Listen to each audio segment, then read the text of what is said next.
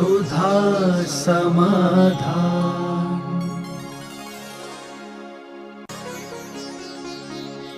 नमोस्तु गुरुदेव, चिंता, व्याप्ति एवं तर्क की व्याख्या समझाएं। चिंता का अर्थ होता है चिंतन,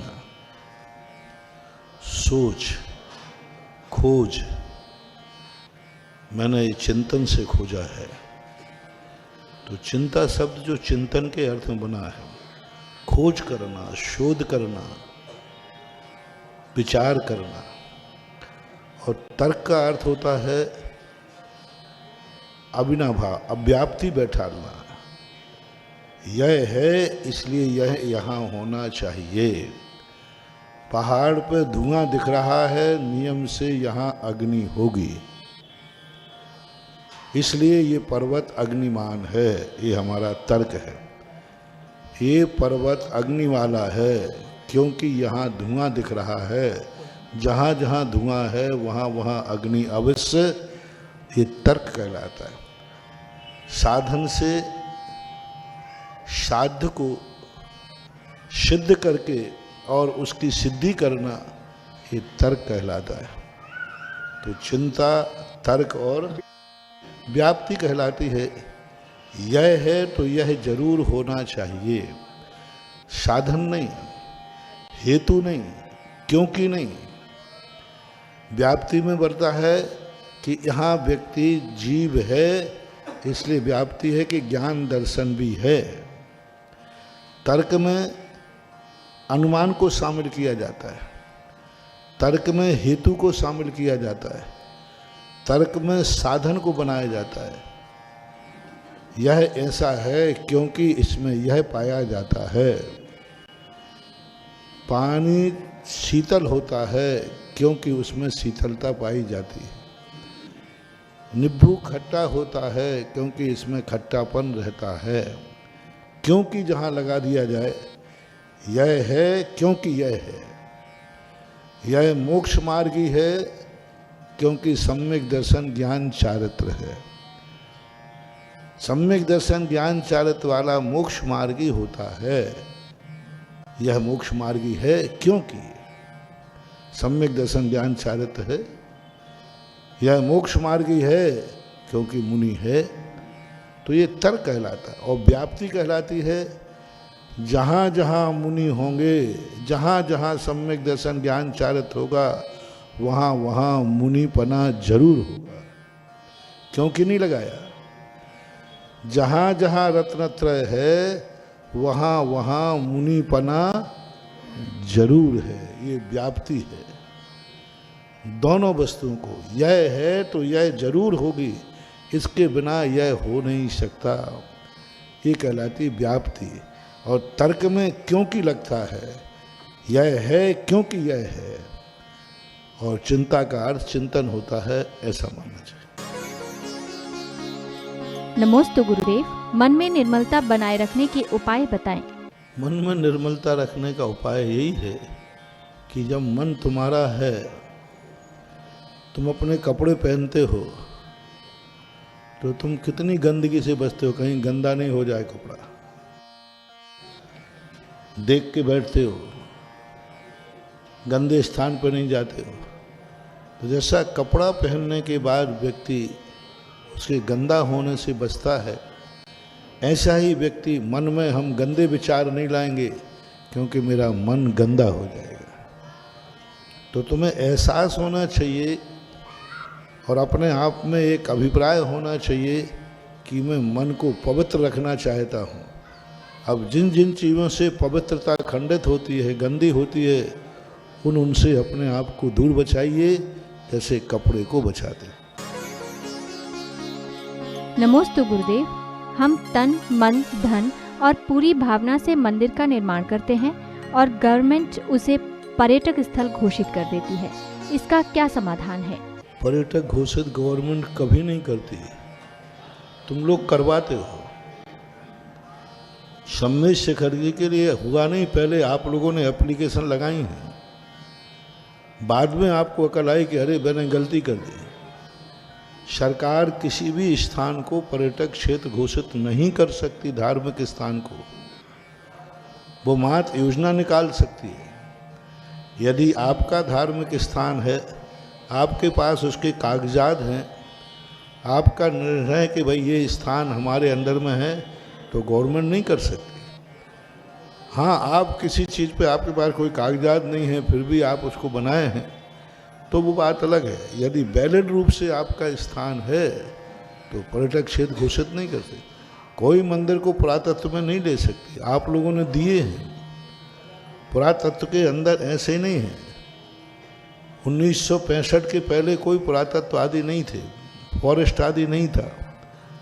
उसके बाद जाकर के ये फॉरेस्ट पुरातत्व वगैरह हमने खुद उनको दिया है कि भाई हमारे मंदिर संभालो, हम नहीं संभाल पा रहे आज हम। इसलिए कोई भी विकल्प मत करें। गवर्नमेंट जबरदस्ती किसी को पर्यटन क्षेत्र घोषित नहीं कर सकती। नमोस्तु गुरुदेव, कसम खाने और नियम लेने में क्या अंतर है? नियम अलग चीज होती है। सौगंध में किसी की बलि चढ़ाई जाती है, किसी को समर्पित किया जाता है, किसी की साक्षी ली जाती है, और नियम एक संकल्प का नाम है। सौगंध किसी वस्तु को प्रमाणित करने के लिए सौगंध खाते हैं। ये वस्तु प्रमाणिक है, मैंने ऐसा कहा है, मैं सौगंध करता हूँ। और नियम का अर्थ होता है संकल्प करना कि मैं यह नियम पालूंगा। नमोस्तु गुरुदेव, जैन धर्म के अनुसार निर्माल्य के अंतर्गत क्या क्या वस्तु आती है? निर्माल का अर्थ होता है जिस व्यक्ति ने जिस पर्पस से दान दिया है उसको उस रूप में उपयोग न करके निजी रूप में उपयोग करना निर्माल कहलाता है। अकेले जो द्रव्य चढ़ाते हैं यही निर्माल नहीं है। दो प्रकार के निर्माल है, एक निवेदित और एक अनिवेदित। निवेदित निर्माल वो कहलाता है जो स्वयं ने बोला है लेकिन दे नहीं रहा है। बोला स्वयं नहीं है, स्वयं के द्वारा संकल्पित है और दे नहीं रहा। स्वयं ने दी है और फिर बाद में स्वयं ही उसका उपयोग कर रहा है। स्वयं नहीं बनाया था धर्मशाला, स्वयं नहीं मंदिर बनाया, स्वयं ने बनाया और उसका उपयोग भी स्वयं ही कर रहा है। अनिवेदित वो कहलाती है जो स्वयं ने नहीं बोला है, दूसरे ने बोला है मंदिर के लिए, लेकिन वो स्वयं उपयोग कर रहा है। जैनी लोगों में आज वर्तमान में सबसे बड़ा दोष ये है कि वे चावल तो नहीं खाते मंदिर के, क्योंकि ये छोटे मोटे डाकू नहीं हैं। क्योंकि छोटे मोटे डाकू किसी के पेन, पेंसिल, हाथ, घड़ी ये नहीं चुराते, वो सीधा बड़ी वस्तु पर डाका डालते तिजोरी पर। ऐसे ही जैनी लोग मंदिर के चावल, नारियल, बादाम उठा के नहीं खाते, सीधी सीधी मंदिर के दुकान और मकान डकार जाते हैं। सीधा सीधा सीधी पूरी मर दुकान डकार जाएंगे, मकान डकार जाएंगे, कब्जा कर लेंगे और खाली करने के नाम पर तो भगवान ही मालिक है। और उस दुकान से आजीविका चलाते हैं। लेकिन वही दुकान बाजू में किसी की प्राइवेट हो या स्वयं की हो तो 25,000 रुपया, 20,000 रुपया ले, और मंदिर की दुकान का वो खुद 500 रुपया दे रहा है। ये महानिर्माल है, बहुत बड़ा निर्माल है। आज सारे कैसे लोग थे पहले, लोग मंदिरों को इतने बड़े बड़े, यही सी मजार मंदिर का देख लो, बाजार मंदिर का, सब मंदिरों के पास जिस गली में निकलो वहीं के महाराज जी ये मंदिर का दुकान है, मंदिर की धर्मशाला है, मंदिर का मकान। आज वो मकान करोड़ों करोड़ों के हैं। यदि बेच करके बैंक में ब्याज लगाया जाए तो लाखों रुपया साल का, और अभी वो कितना दे रहे हैं? तो मुश्किल से 100, 500, 200, 1000, 2000, 5000, बस बहुत बड़ा पाप मानो, बहुत बड़ा पाप। जिस व्यक्ति ने दिया था किस भावना से दिया था, दूसरे की वस्तु ग्रहण कर लेके और अपने उपयोग में ले रहे, और असमर्थ नहीं समर्थवान। एक व्यक्ति ऐसा असमर्थ है कि भाई वो जाए कहाँ, है ही नहीं उसके पास कुछ। उसको भी मेरा कहना है फुटपाथ पर हाथ ठेला लगा लेना, लेकिन मंदिर की दुकान लगाकर लेकर के कभी आजीविका मत चलाना। एक चद्दर बिछाओ, फल लगाओ, दिन भर पहुंचो, रात शाम को उठाओ तो चलेगा, कोई बड़ा बाप नहीं। लेकिन मंदिरों की दुकानें लेकर के उन पर मंदिर की कमेटी की मर्जी के विरुद्ध, दातार के विरुद्ध उस दुकान का उपयोग करना, महानुभाव मत सोचो कि आज तुम्हारे पुण्य का उदय है। और कई लोग तो इतने बड़े आदमी हैं कि जिनके मार्केट बन गए, जिन्होंने खरीद के मॉल बना दिए, लेकिन अभी भी मंदिर के मकान दुकान पर कब्जा किए। करोड़पति हैं, कोई कमी नहीं है, फिर भी किए। तीसरे वो हैं जो मंदिर को तो 500 देते हैं और उसी को दूसरे पे किराए पर लगा करके 10,000 में कर देते हैं। ये पाप ऐसा बनता है, मत सोचो कि तुम्हारे अभी पुण्य का उदय है। रावण का पुण्य का बहुत जबरदस्त उदय था, सोने की लंका थी। आज उसके पास रहने को मकान नहीं है, खाने को दाना नहीं। इतना बड़ा आदमी था जिसका कहानी की बात कही, धन्य कुमार थे, हाँ, अक्षय पुण्य वाला। 56 करोड़ की दीनारें थी जिसकी, 56 करोड़।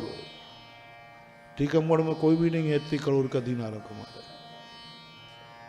इतना बड़ा आदमी था, लेकिन एक जीव ऐसा आया उस घर में जिसने पूर्व भाव में मंदिर की संपत्ति का उपयोग किया था, मंदिर की संपत्ति अपने कब्जे में रखी थी और करोड़ों का व्यापार था, सब कर रहा था, लेकिन मंदिर पे कब्जा किए थे। ऐसा पुण्य आया कि जन्म होते होते माँ मर गई, पिता मर गए, 56 करोड़ की दीनारें सब विलय को प्राप्त हो गई। और अंत में जब भीख माँ, कोई मजदूरी नहीं देवे, अंत में एक राय कहीं गया तो उनका सेठ जी का एक मुनीम था, वो पहचान गया, अरे तो हमारे सेठ जी का बेटा है। उस मुनीम ने उस बच्चे को एक सोने की गिन्नी दी, वो हाथ पर रखी और वो अंगारा बन गई, उसने फेंक दिया, अंगारा बन गई, फौले पड़ गए। अंत में जाकर के उसको चने की पोटली दी, लेकिन वो भी फट गई, घर तक एक मुट्ठी भर चने ला पाया। अवध ज्ञानी मुनिराज से पूछा कि भगवान ये कैसा पापी जीव आया है, ये कौन सा पापी जीव है जो आज इसकी दशा ऐसी है कि इसके जन्मते ही सब खत्म हो गया।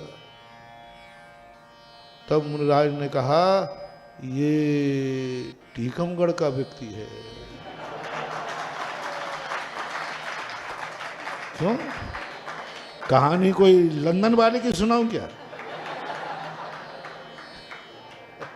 कोई लंदन वाले की थोड़ी है, कहानी तो जहां है वहीं सब पे लागू।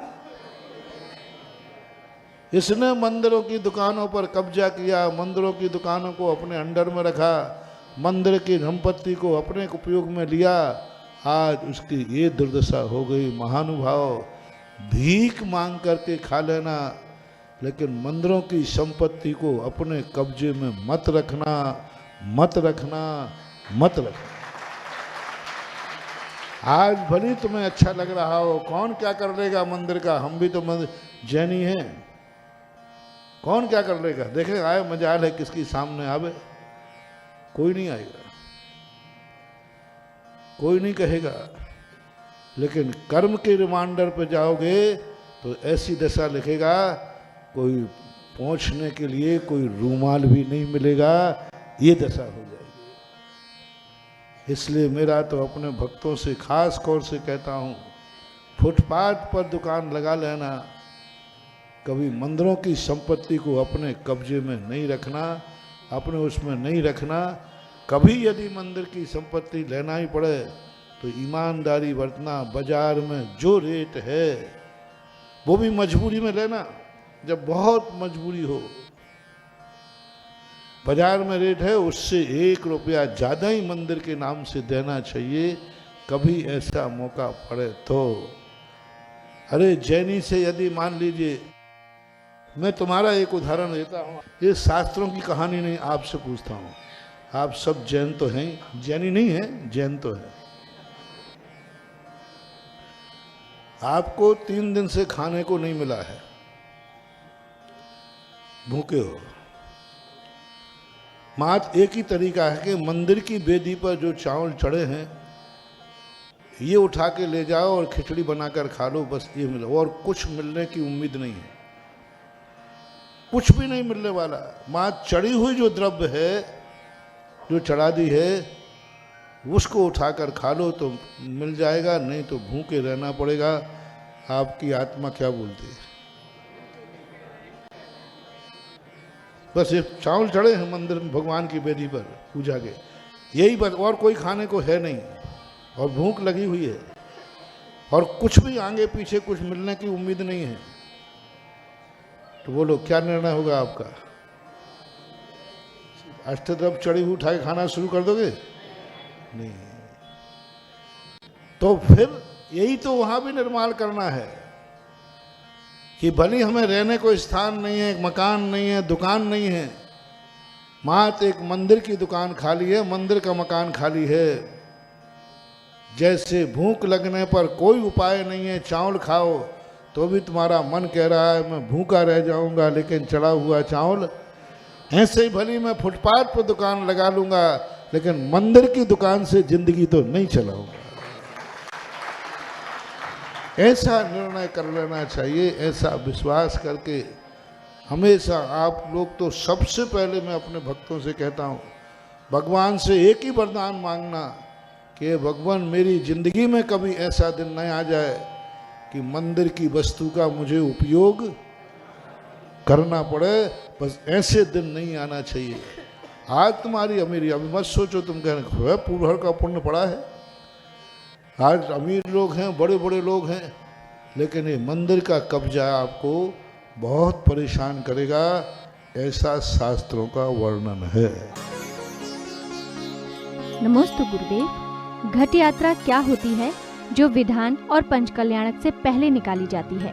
घट यात्रा का तो हमने स्वरूप जिस समय घट यात्रा निकली थी वो बताया था, किसी भगवान के पंचकल्याणक का एक मंगल करना, शगुन करना, और जो अपने आराध्य के कार्यों का सगुन करता है उसके जीवन में सगुन ही सगुन होते हैं, ऐसा। सुधा समाधान